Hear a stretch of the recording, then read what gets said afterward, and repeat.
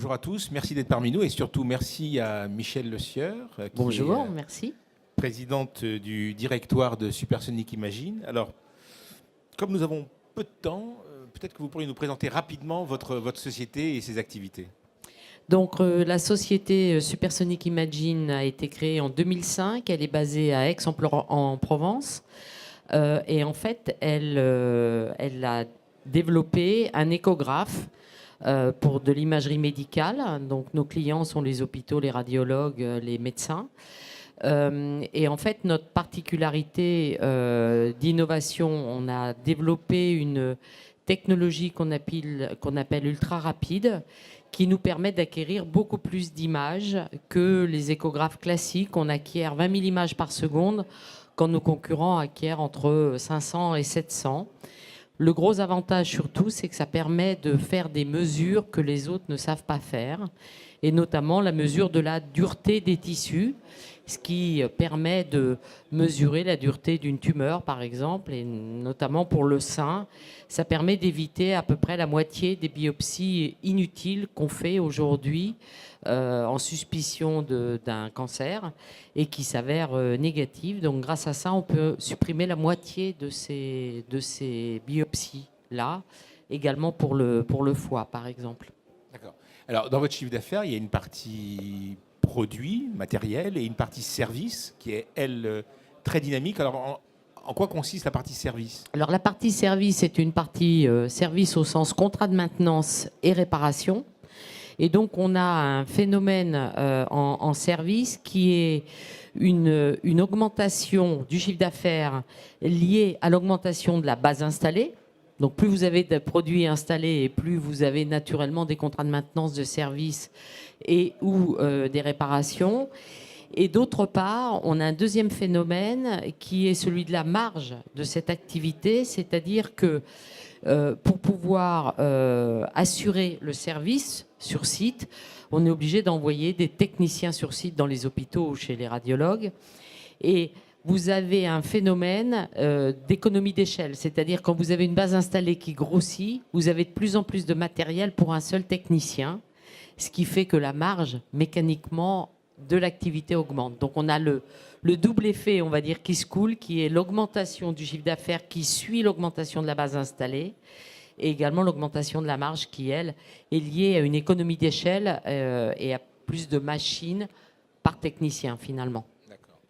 Alors, ce qui frappe quand même quand on regarde vos comptes, c'est, bon, vous avez certes une progression du chiffre d'affaires, mais vous avez quand même un excédent brut d'exploitation sensiblement négatif, en réduction, mais donc vous avez une trésorerie négative, un endettement important. Alors comment pouvez-vous nous expliquer un peu les raisons de ce business model et comment il fonctionne ? Alors, je pense que ce qui est important, c'est effectivement de ce que vous avez dit, c'est-à-dire il s'agit d'un business model. C'est-à-dire que ce qu'on observe dans les medtech, où on fait, je le rappelle, beaucoup d'innovation, donc on a un investissement en R&D qui est très important, et ensuite, parce qu'on fabrique des produits, on a un investissement industriel qui est également très important, donc on a des durées d'amortissement qui sont très importantes.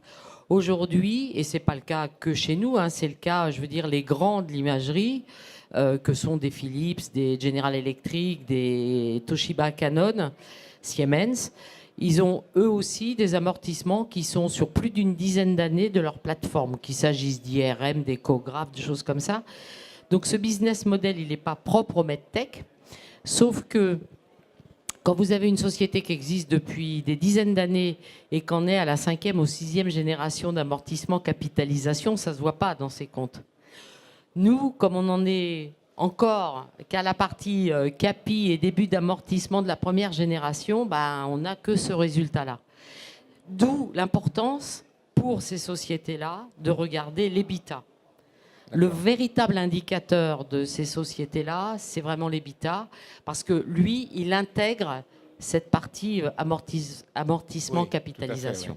Tout à fait. Donc il sort de ce calcul, on va dire, qui s'applique à tout le monde, mais qui, en fonction du business model, n'est pas forcément adapté, quoi, hein. D'accord. Et cet EBITDA, comment vous le voyez évoluer dans les mois Écoutez, années qui viennent? l'EBITDA, comme on l'avait annoncé au moment de l'IPO, hein, en 2014, on a un objectif de break-even de l'EBITDA fin 2019.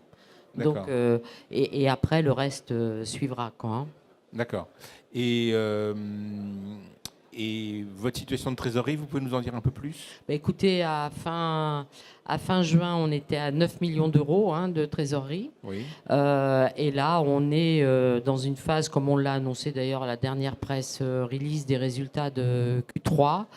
On est en phase finale de négociation d'un emprunt, d'un venture avec une société venture. D'accord. Et là, vous venez de présenter un nouvel appareil. Qu'est-ce que vous pouvez nous dire d'abord sur cet appareil, et puis surtout, quelles sont les prochaines échéances importantes pour vous dans les 6 ou 12 mois qui viennent?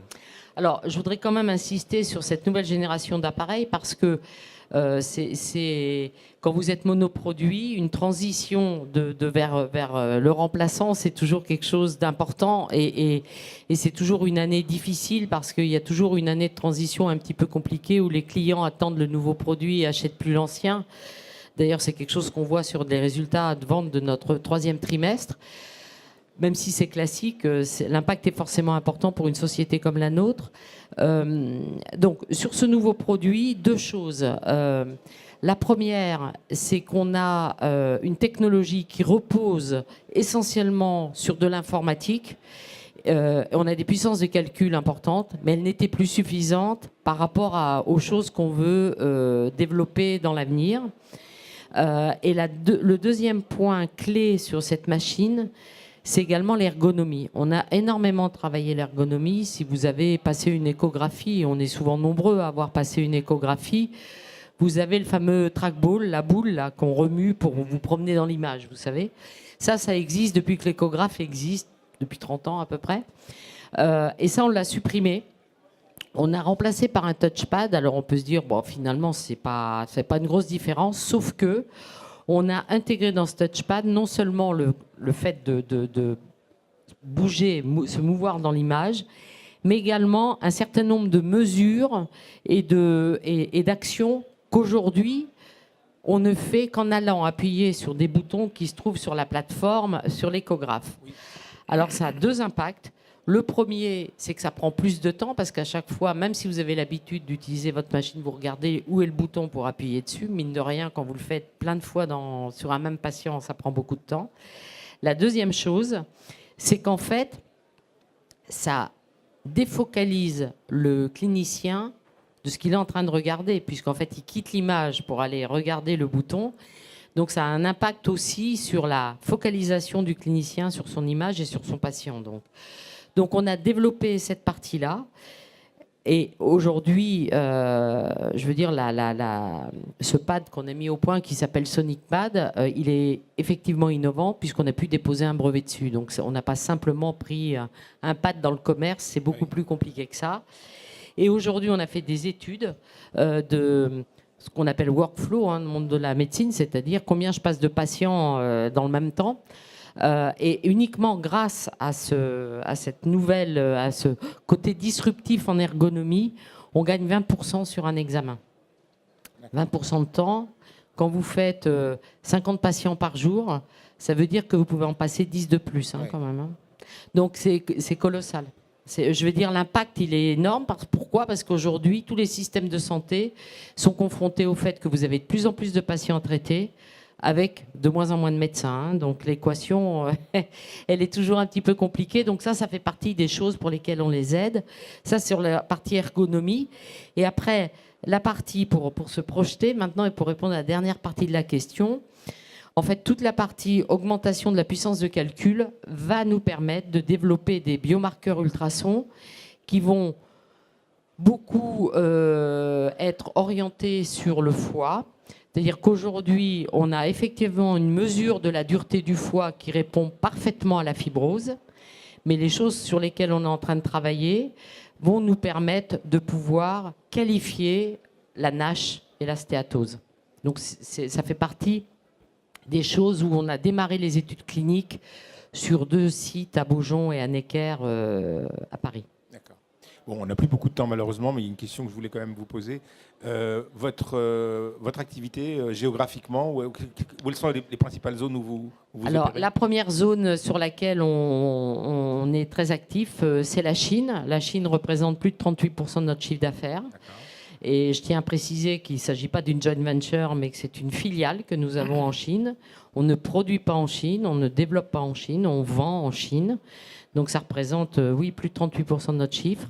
Ensuite, on a les États-Unis, la France. Ces 3 pays-là, on est en direct. Et les autres pays, on passe par des distributeurs. Très bien. Eh bien, écoutez, merci beaucoup Michel Le Sieur. Merci beaucoup. Et merci à vous, à tous. Et puis vous pouvez retrouver Madame Le Sieur sur son stand pour si vous avez des questions à lui poser, oui, qui est juste là. Merci.